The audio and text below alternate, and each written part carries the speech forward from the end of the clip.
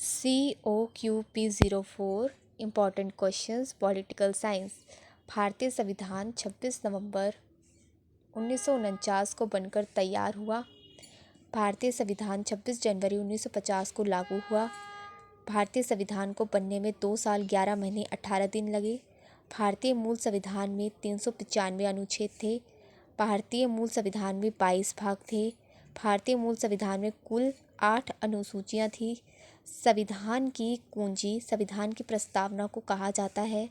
हमें संविधान की आवश्यकता इसलिए होती है, देश में शासन व्यवस्था चलाने के लिए, तालमेल बनाने के लिए, कानून व्यवस्था बनाए रखने के लिए, सरकार की शक्तियों का दुरुपयोग रोकने के लिए। भारतीय संविधान संविधान सभा ने बनाया था।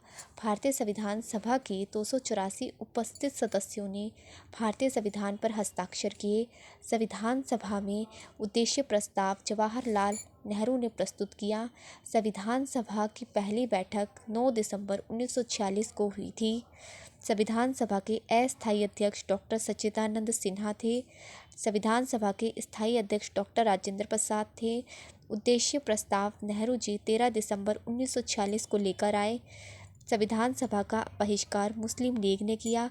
भारतीय संविधान की विशेषता, दुनिया का सबसे बड़ा लिखित संविधान, ना अधिक लचीला ना ही अधिक कठोर, दुनिया का सफलतम संविधान है। भारतीय संविधान में मौलिक अधिकार का प्रावधान अमेरिका से लिया गया है। संविधान की प्रारूप समिति के अध्यक्ष डॉक्टर भीमराव अंबेडकर थे। संविधान सभा का गठन कैबिनेट मिशन की सिफारिश पर किया गया। झंडा समिति के अध्यक्ष JB कृपलानी है। नीति निर्देशक सिद्धांत का प्रावधान आयरलैंड से लिया गया है। संविधान में संशोधन का प्रावधान दक्षिण अफ्रीका से लिया गया है। स्वतंत्रता, समानता और बंधुत्व के सिद्धांत का प्रावधान फ्रांस से लिया गया है। कानून निर्माण की विधि और सरकार के संसदीय स्वरूप का प्रावधान ब्रिटेन से लिया गया है। धन्यवाद।